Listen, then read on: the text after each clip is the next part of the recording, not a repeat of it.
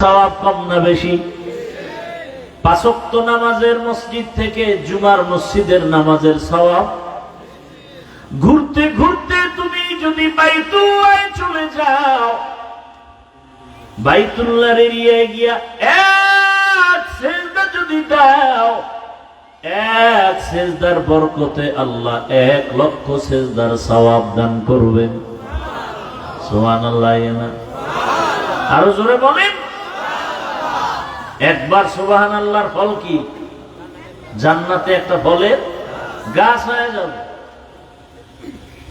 একবার একটা সেজদা দিলেন, একবার আল্লাহ বলবেন, বাইতুল্লাহর পাশে বসে 1,00,000 বার আল্লাহ বলার সওয়াব। কি পরিমাণ আল্লাহ আমাদের দিছেন, কি পরিমাণ। এখন যারা বাইতুল্লাহ যেতে পারে নাই, হজের সওয়াব তো পায় না, এমন গরিব আছে না নাই? চোখের পানি পড়ে একটু বাইতুল্লাহ দেখবে, কিন্তু তৌফিকে কুলায় না, টাকা পায় না। আল্লাহ রাস্তা খুলে দিছেন, নবী জানায় দেন ফজরের নামাজের পরে যেন যায় নামাজ থেকে উঠে না যায়, একটু সময় বসে তাসবিহ পড়িয়া সূর্যটা উঠা মাত্র 2 রাকাত নামাজ যদি পড়ে, 4 রাকাত পড়ে, আল্লাহ তাদেরকে হজের সওয়াব দান করবে। আতিনা ফি দারে দুনিয়া না হাসান, আতিনা ফি দারে উকবা না হাসান। যারা নামাজ পড়ে না, এরা আবার সেই ফজরের পরের নামাজটার নাম কি? কি? যারা ফজরই পড়ে না, এগুলো ইশরাক করে। কিন্তু এগো হজের সওয়াবের আরেকটা সুযোগ আছে না নাই? মা বাবার চেহারার দিকে মায়ার নজরে তাকাও।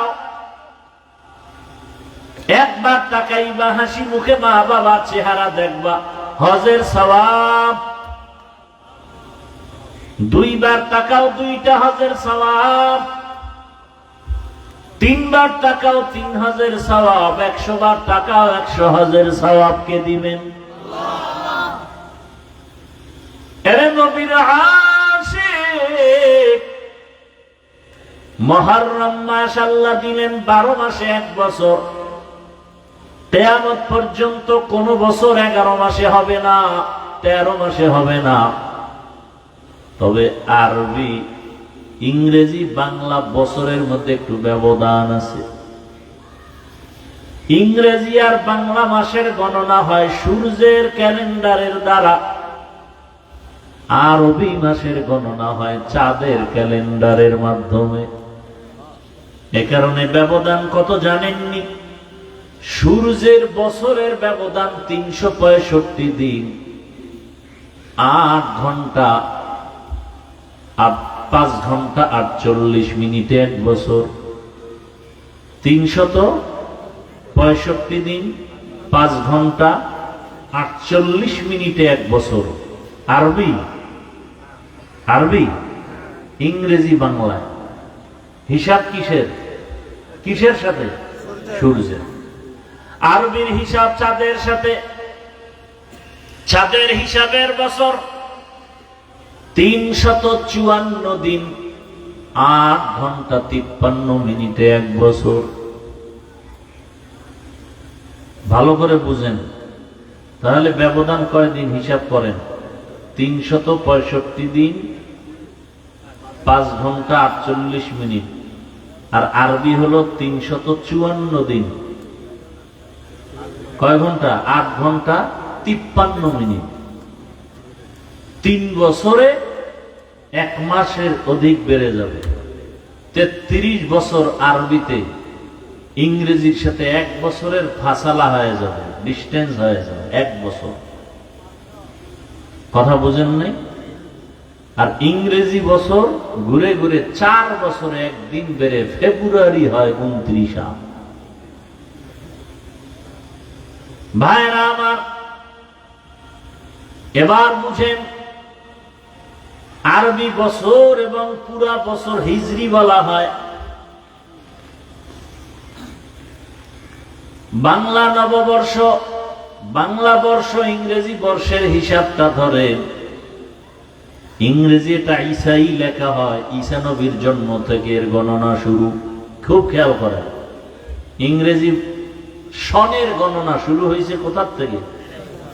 ঈসা আলাইহিস সালামের জন্ম মোবারক থেকে। আর বাংলা সনের গণনা শুরু হয়েছে বাদশাহ আকবরের যুগ থেকে। দিল্লি শহরের সেদিন ছিলেন তিনি একজন ক্ষমতায় অধিষ্ঠিত নেতা। বাদশাহ আকবরের যুগ থেকে তখন সনটা ছিল ইংরেজি 1556, আরবি ছিল 963 হিজরি। সেখান থেকে বাংলা শুরু। মনে রাখবেন কথাগুলো। 963 হিজরি, 1556 ইংরেজি। বাদশাহ আকবরের যুগে প্রয়োজন কেন হলো? বলে কৃষকরা কৃষি কাজ করে খাজনা দেয়, হিসাবটা বাংলার সাথে এত মিলে, অন্য মাসের সাথে মিলে না। এজন্য বাংলার গণনা শুরু হলো। আর আরবির হিজরিটা গণনা শুরু হয়েছে কখন থেকে? ওমরে ফারুক রাদিয়াল্লাহু তাআলা আনহু যখন খেলাফতের দায়িত্বে, তখন আরবি মাসের গণনা শুরু। তবে গণনাটা ধরছে রাসূল সাল্লাল্লাহু আলাইহি ওয়াসাল্লামের হিজরত থেকে। আবু মুসা আশআরী রাদিয়াল্লাহু তাআলা আনহু ওমরে ফারুকের কাছে চিঠি লিখলেন আরবি গণনার প্রয়োজনীয়তা বুঝাইয়া। ওমরে ফারুক খলিফাতুল মুসলিমিন জরুরি সভা ডাকলেন। সভা ডাইকা পরামর্শ করলেন গণনাটা কখন থেকে শুরু করা যায়। বলে ইংরেজি গণনা যখন ঈসা নবীর জন্ম থেকে, আরবির গণনাটাও নবীজির জন্ম মোবারক মিলাদুন নবী থেকে হওয়া উচিত। আর একজনে বললেন নবীজির কোরআন নাজিল যখন হয়েছে তখন থেকে হওয়া উচিত। আবার কেউ বললেন না, নবীজির এই আরবি গণনা শুরু হওয়া উচিত নবীজির ইন্তেকাল, ওয়াফাতুন নবী থেকে। ওমরে ফারুক যুক্তির ব্যানারে বললেন না, গণনাটা হিজরত থেকে হওয়া দরকার, কারণ হিজরত হলো ঐতিহাসিক এক ইতিহাস, জ্বলন্ত ইতিহাস হিজরত। মদিনাতুল মুনাওয়ারায় মক্কা থেকে হিজরত হলো এক ইতিহাস, যেই হিজরতের দ্বারা জমিনের মধ্যে ইসলামের পতাকা স্বাধীনভাবে উড্ডয়ন হয়েছে। হিজরতের মাধ্যমে মুসলমান স্বাধীন। হিজরতের মাধ্যমে মক্কা নগরী মুসলমানের হস্তগত হয়েছে। হিজরতের মাধ্যমে মুসলমান বাড়ি ঘর করে স্বাধীনভাবে চলাফেরার সুযোগ পেয়েছে। মুসলমান ইসলামের পতাকা উড়াইছে। আজকে বাংলাদেশে শুনতেছি মুসলমান কালেমার পতাকা ফেলে দেয়। আছে না নাই? এর প্রতিবাদে আগামীকাল আপনাদের এখানে নাকি ওয়াই ব্রিজের ওখানে প্রতিবাদ সমাবেশ হবে। দুনিয়ার কোন পতাকা থাকবে কি থাকবে না এর গ্যারান্টি নাই, কিন্তু আমি মুসলমান যতদিন আছি কালেমার পতাকা থাকতে হবে। দিন থাকিতে লা ইলাহা ইল্লাল্লাহ বলো ভাই,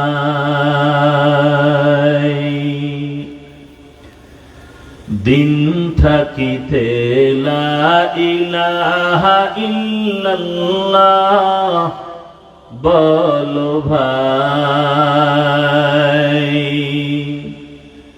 দুনিয়াতে আখিরাতে, দুনিয়াতে আখিরাতে, দুনিয়াতে আখিরাতে চাও যদি ভালাই,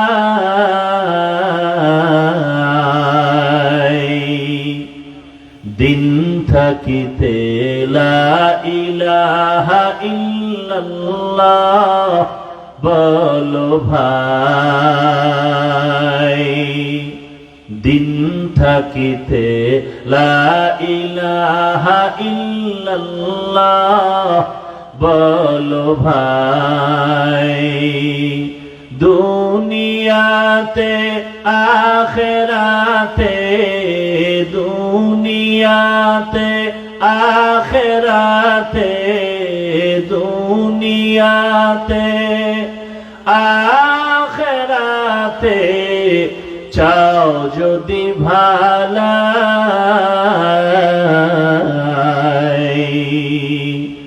দিন থাকিতে লা ইলাহা ইল্লাল্লাহ বলো ভাই, দিন থাকিতে লা ইলাহা ইল্লাল্লাহ বলো ভাই, বলো লা ইলাহা ইল্লাল্লাহ, লা ইলাহা ইল্লাল্লাহ, লা ইলাহা ইল্লাল্লাহ, লা ইলাহা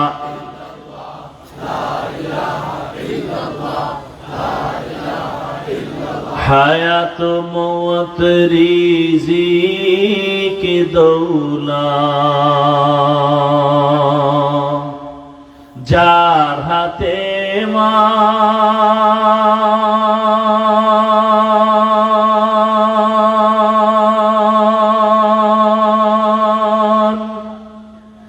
একবার তুই তার কথাটা ভাবিস নে কখন,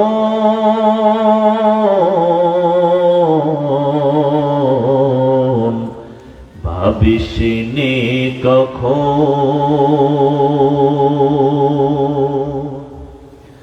হায়াত মওত রিজিক দৌলত যার হাতে মান,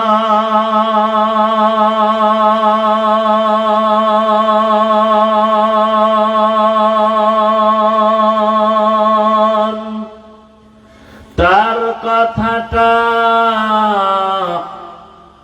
কখনো তুমি ভাবিস নে কখন, ভাবিস নে কখন,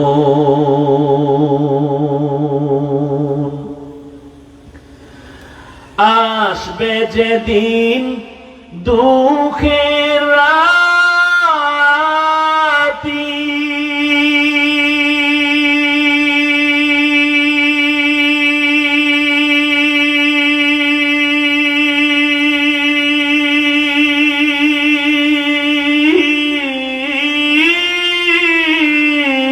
ওই নাম হবে সঙ্গের সাথে, আসবে যেদিন,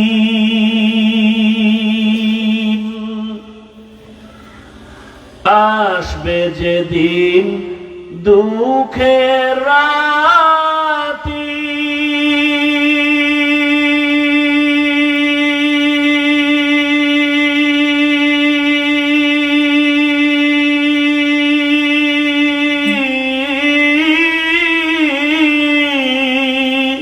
ওই নাম হবে সঙ্গের সাথী, ও নাম বিনে পরকালে, ও নাম বিনে দুনিয়াতে, ও নাম বিনে দো জাহানে বন্ধু কেহ নাই, দিন থাকিতে লা ইলাহা ইল্লাল্লাহ বলো ভাই, দিন থাকিতে লা ইলাহা ইল্লাল্লাহ বলো ভাই, বলো লা ইলাহা ইল্লাল্লাহ, লা ইলাহা ইল্লাল্লাহ, লা ইলাহা দুনিয়াতে আখিরাতে, দুনিয়াতে আখিরাতে, দুনিয়াতে আখিরাতে চাও যদি ভালাই,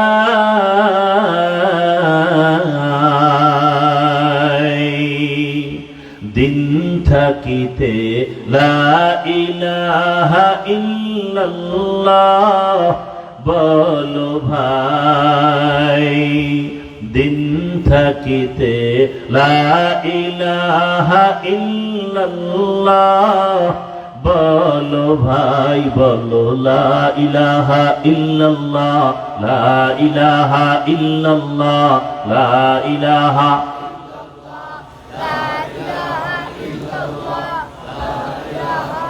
কোন পতাকা জমিনে থাক অথবা না থাক এ বিষয়ে আমরা কোনো জিম্মেদার, কিন্তু মৃত্যু পর্যন্ত এই জমিনে কালেমার পতাকা থাকবেই। যারা পতাকার বিরুদ্ধে যাবে ওরা জমিন থেকে বিলুপ্ত হয়ে যাবে ইনশাআল্লাহ।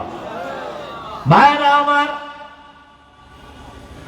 ওমরে ফারুক রাদিয়াল্লাহু তাআলা সিদ্ধান্ত দিলেন রাসূলের হিজরত থেকে আরবি হিজরির গণনা শুরু হয়ে যাবে। ভালো করে খেয়াল করিয়েন, সিদ্ধান্ত হয়ে গেল। কারণ হিজরত মুসলমানের একটা হৃদয় বিদারক ঘটনার দিন। মুসলিম মুসলমান হিজরতের মাধ্যমে স্বাধীন,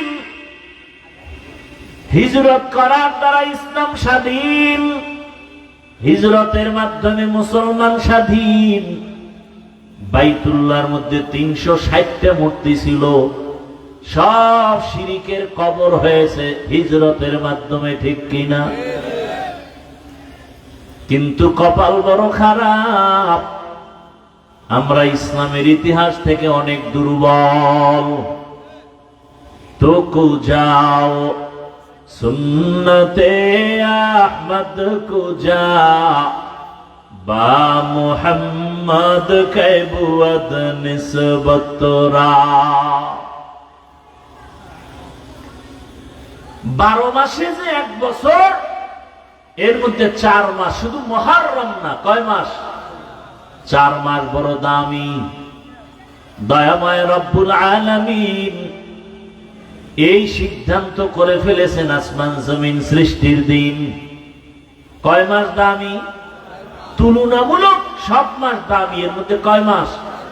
রজব, জিকদা, যুলহিজ্জা, মুহররম, এই 4 মাস বড় দামি। মুহররম মুআজ্জম, দামি মাস। এই মাস বড় সম্মানিত, বিধর্মীরাও সম্মান করে, মুসলমানেরাও সম্মান করে। আসমান জমিন সৃষ্টি থেকেই মুহররমের দাম, রজবের দাম, মুহররমের সম্মান। ভালো করে মনে রাখবেন। কিন্তু আজ কিছু কথা আমাদের বলা দরকার, ইমানি দায়িত্ব। মুহররম আসলেই আশুরা পালনের নামে টাল বাহানা চলে। একদল আবেগীরা মিছিল নিয়া নামে হায় হোসেন বলিয়া, ঠিক নি? রাসূলের ইন্তেকালে বহু বছর পরে ইরাকের অন্তর্গত কারবালা প্রান্তরে হোসাইন রাদিয়াল্লাহু তাআলা আনহুর শাহাদাতের ঘটনা হয়েছে। মুহররমের 10 তারিখ ফজরের নামাজ থেকে যুদ্ধ শুরু। ইতিহাস অনেক বড়, আপনারা অনেকেই জানেন। হোসাইন রাদিয়াল্লাহু তাআলা আনহু ইয়াজিদের কবল থেকে মুসলমানকে নিরাপদে নেওয়ার জন্য চলে গেছিলেন। ওদিন তিনি শাহাদাত বরণ করলেন, তার সাথে আরো প্রায় 70 জনের উপরে শহীদ হয়ে গেলেন। এই 10 তারিখ এখন কি এই ঘটনা ঘটছে রসুলের ইন্তেকালের 61 হিজরিতে। কত হিজরি? রসুলের হিজরতের 61 বছরের মাথায়। তাহলে কারবালার ঘটনার কারণে কি মুহররমের দাম? কারবালার ঘটনা তো রসুল বিদায়ের কত বছর পর, আর মুহররমের দাম তো আসমান জমিন সৃষ্টির দিন থেকে। শুধু তাই না, মুহররমের 1 তারিখ ওমরে ফারুকের শাহাদাত। যে ওমরে ফারুক রাদিয়াল্লাহু তাআলা আনহু ফজরের নামাজের ইমাম, দুশমন নামাজের ভেতরে সে পায়ের উপরে আক্রমণ শুরু করেছে। মুহররমের কয় তারিখ? তাহলে ওমর কি এমনি মৃত্যু হলো না শাহাদাত? বলে বলে উসমান রাদিয়াল্লাহু তাআলা আনহু খলিফা, তারপরে কোরআন তেলাওয়াত করা অবস্থায় তাকে হত্যা করা হয়েছে। ইতিহাস জানা থাকলে বলেন ওসমানের মৃত্যু কি স্বাভাবিক নাকি শাহাদাত? শাহাদাত। হযরত আলী রাদিয়াল্লাহু তাআলা আনহু স্বাভাবিক মৃত্যু না, তিনিও শহীদ। হযরত আলী ইরাকের মধ্যে বাগদাদে ক্ষমতার মসনদে বসা খলিফাতুল মুসলিমিন।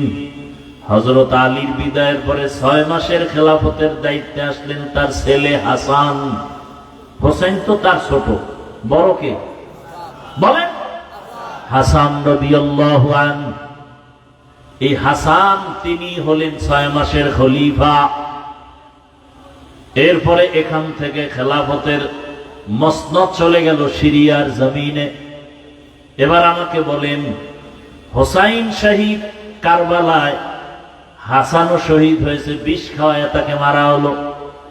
এবার জানেন একটা কথা, দুনিয়াতে যত বড় ওলি আব্দুল গৌস কুতুব থাক না কেন, আপনাদের বিবেক কি বলে ইসলাম সম্পর্কে যতটুকু জানেন, দুনিয়ার কোন ওলিয়া উলিয়া পীর গৌস কুতুব সাহাবায়ে কেরামের কোন কারো সমান দাম হবে?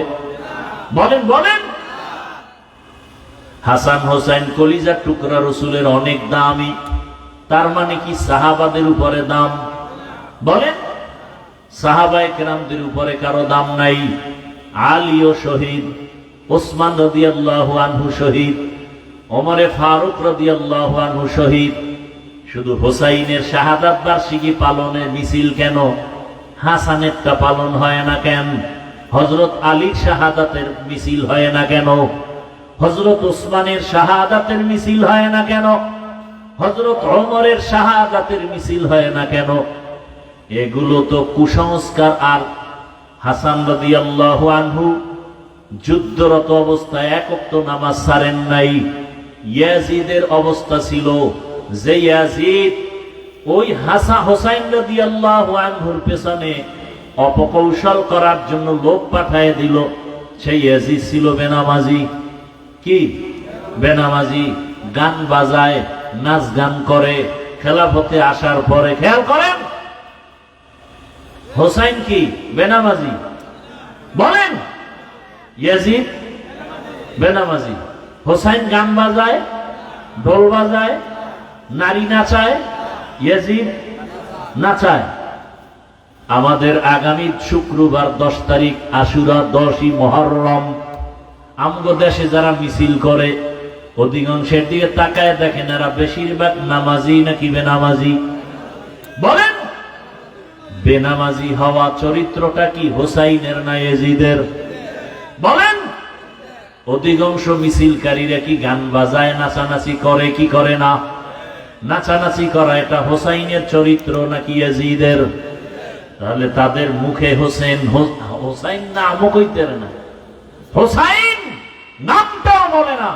রাদিয়াল্লাহু আনহু তো পরের কথা। আপনাদের বিবেক থেকে বিচার করতে হবে। বেনামাজি কখনো হোসাইনের ভক্ত হতে পারে না।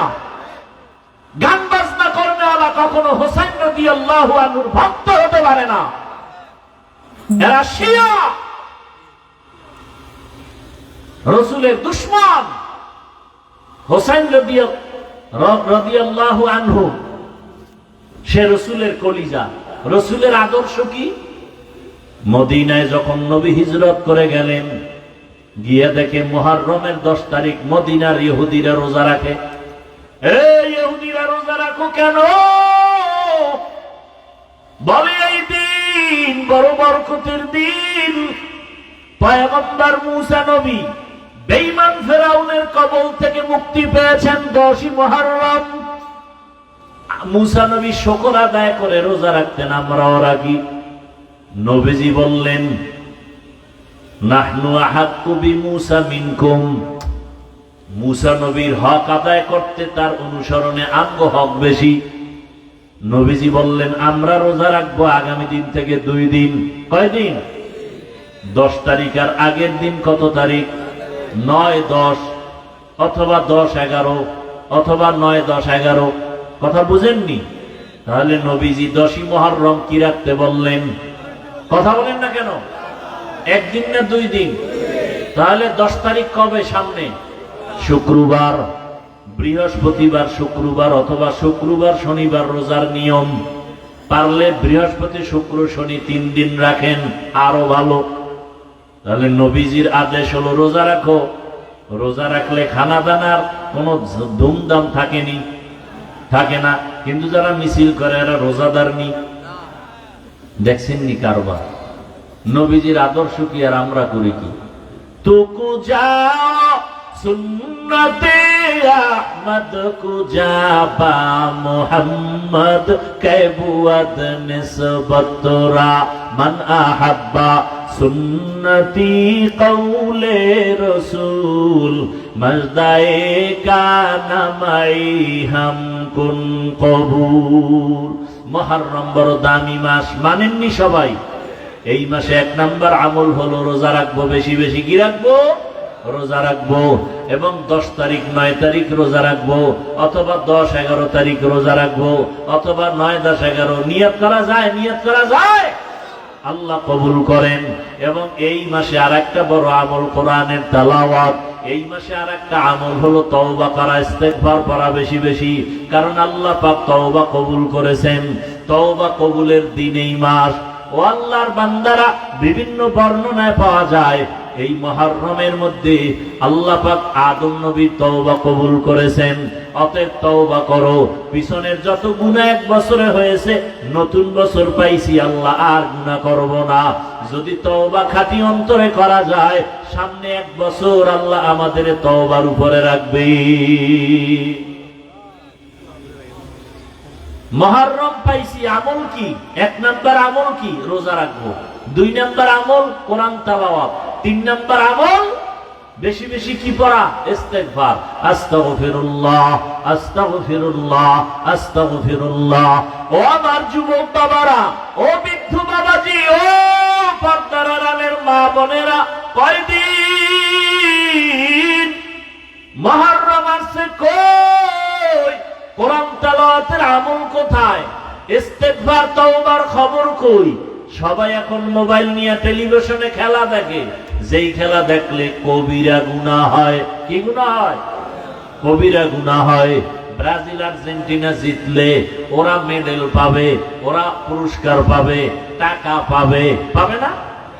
বাংলাদেশিরা পতাকা টানায় কয় টাকা পাবে? পাবে।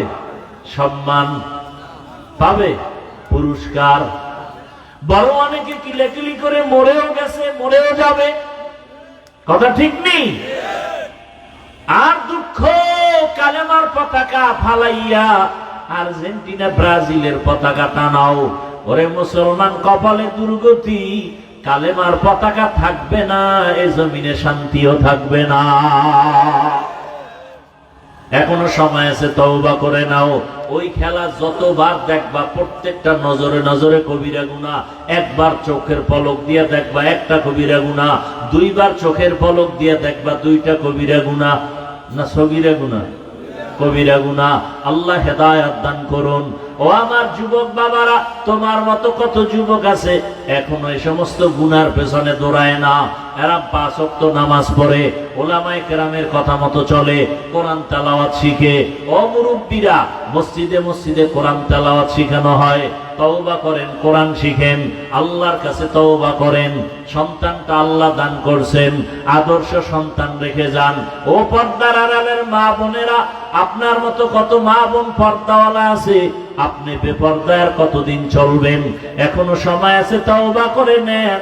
আর বেপর্দায় চলবেন না, স্বামীর মাল নষ্ট করবেন না। সন্তানটাকে কোরআন পড়ানেওয়ালা আদর্শ নামাজি বানায় যাবেন। ডাক্তার হলেও যেন নামাজ ছেড়ে না দেয়, ইঞ্জিনিয়ার হলেও যেন কোরআন তেলাওয়াত নামাজ ছেড়ে না দেয়। ও মা বোনেরা, আপনার মতো কত মা পর্দাওয়ালা আছে, আপনার মতো কত মা এখনো স্বামীর মাল হেফাজত করে, মোবাইলে সময় নষ্ট করে না। আরে আম্মা জানেরা, আপনারা কেন পারবেন না? ও যুবক বাবা, তোমার মতো কত যুবক রাস্তায় গাড়ি চালায়, নামাজ ছাড়ে না, বলো তুমি পারো না কেন? তোমার মতো যুবক স্কুল কলেজে লেখাপড়া করে, নামাজ পড়ে, তুমি পারো না কেন? তোমার মতো যুবক গুনাহ করে না, মোবাইলে সময় নষ্ট করে না, অনেক যুবক আছে, তুমি পারো না কেন? র্যাব, আর্মি, পুলিশ, বিডিআরের চাকরি করে, নামাজি দাড়িওয়ালা, তুমি পারো না কেন? ওসিডিসি, এসপি আছে, 5 ওয়াক্ত নামাজি, তুমি পারো না কেন? ও বৃদ্ধ বাবাজি, আপনার মতো কত বুড়ারা 5 ওয়াক্ত নামাজ পড়ে, মসজিদে কোরআন শিখে, আপনি পারেন না কেন? তওবা করে নেন আল্লাহর কাছে। মুহররম পাইছি, আগামী মুহররম পাওয়ার গ্যারান্টি নাই। আজকে থেকে তওবা করে নেন, আল্লাহর কাছে কি নিয়ে যাব? জীবনের গুনাহ নিয়ে যদি কবরে শুয়াই পড়ে, ওই কবর আপনার জন্য জাহান্নামের গর্ত হয়ে যাবে। দুনিয়াতে একটা সেকেন্ডের জন্য গরম সহ্য করা যায় না, এসিও পর্যন্ত ঠান্ডা দিতে ব্যর্থ হয়ে যায়। গুনাহগারের জন্য জাহান্নামের গরম বড় ভয়ঙ্কর। এখনো সময় আছে, তওবা করে নেন। আমার নবীর সুপারিশ কোনো বেনামাজি পাবে না, কোনো সুদখোর পাবে না, কোনো ঘুষখোর পাবে না। অতএব যারা সুদের সাথে ঘুষের সাথে জড়িত, এখনো তওবা করে ফিরে যাও, আল্লাহর কাছে তওবা করো, আর বলো, ও দয়ার মালিক, জীবনে বহু গুনাহ করেছি, আর করব না। নামাজ ছাড়বো না, দাড়ি কাটবো না, বেপরদায় চলবো না, মোবাইলে সময় নষ্ট করব না। মা বাবার দোয়া নিয়া, শিক্ষকের দোয়া নিয়া, ওলামায়ে কেরামের দোয়া পরামর্শ নিয়া, নবীর আদর্শ মেনে চলবো। খাঁটি অন্তরে তওবা যদি করা যায়, আল্লাহ জীবনের গুনাহ মাফ করবেন। ও আল্লাহ, আমাদের সবাইকে তওবাওয়ালা জীবন দান করেন, আমিন। আলহামদুলিল্লাহি রাব্বিল আলামিন, والصلاة والسلام على سيد الأنبياء والمرسلين وعلى آله وأصحابه أجمعين. يا أرحم الراحمين، يا أرحم الراحمين، يا أرحم الراحمين. رب ارحمهما كما ربياني صغيرا. اللهم إنك عفو كريم تحب العفو فاعف عنا. اللهم إنا نعوذ بك من البرص والجنون والجذام وسيء الأسقام. اللهم إنا نسألك بأن لك الحمد لا إله إلا أنت المنان، يا بديع السماوات والأرض، يا ذا الجلال والإكرام، يا حي يا قيوم. اللهم رب الناس أذهب البأس اشفي أنت الشافي لا شفاء إلا شفاؤك، شفاء لا يغادر سقما. اللهم إنا نسألك علما نافعا ورزقا واسعا وشفاء من كل داء. ربنا لا تزغ قلوبنا بعد إذ هديتنا وهب لنا من لدنك رحمة إنك أنت الوهاب.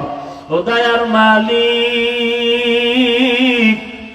প্রচন্ড বৃষ্টির মাঝে কুদরতের নজর দিয়ে দেখেন আপনার কত গোলাম ওলামায়ে কেরাম এখানে হাজির, মুরব্বী সাদা দাড়িওয়ালারা হাজী সাহেবরা হাজির, কত ব্যবসায়ী চাকরিজীবীরা, কত যুবক, কত ছাত্র ভাই, পর্দার আড়ালে কত মা বোনেরা, আমরা গুনার বোঝা নিয়ে আপনার দরওয়াজায় আসছি, তওবার নিয়ত করেছি, আর গুনাহ করব না, নামাজ ছাড়বো না, দাড়ি কাটবো না, বেপরদায় চলবো না, মোবাইলে সময় নষ্ট করব না, মা বাবার দোয়া নিয়া, শিক্ষকের দোয়া, উলামায়ে কেরামের দোয়া পরামর্শ নিয়া নবীজির তরিকা মেনে চলবো।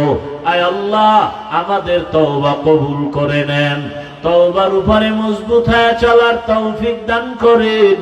আয় আল্লাহ, সারা দুনিয়ায় শান্তির ফয়সালা করে দেন। আয় আল্লাহ, প্রবাসে যারা আছে সবার জানমাল হেফাজত করেন, রুজিতে বরকত বাড়ায় দেন। আয় আল্লাহ, বাংলাদেশ শান্তির দেশ বানায় দেন। ইসলাম ও দেশের জন্য যারা জীবন দিল মাফ করে দেন, এখনো যারা চেষ্টা করে কবুল করে নেন। দয়াময় রব্বুল আলামিন, আমাদের জীবনকে শান্তির জীবনময় করে দেন, নবীজির সুন্নাতওয়ালা জীবন দান করেন। জাহেরি বাতিনি দুশ্মনের মোকাবেলায় বিজয় দান করেন, মুখালিফের মুআফিক বানায় দেন, মুহিব্বিন মুতাআল্লিকিনদের কবুল করে নেন। আয় আল্লাহ, দায়মান মুহাব্বতের বন্ধনে আবদ্ধ করে দেন। আয় আল্লাহ তাআলা, মাদ্রাসা মসজিদ কবুল করে নেন, অন্যান্য শিক্ষা প্রতিষ্ঠান নবীর আদর্শে কবুল করে নেন। মা বোনদের আবেদা পর্দাওয়ালা বানায় দেন, সন্তানগুলো নেককার বানায়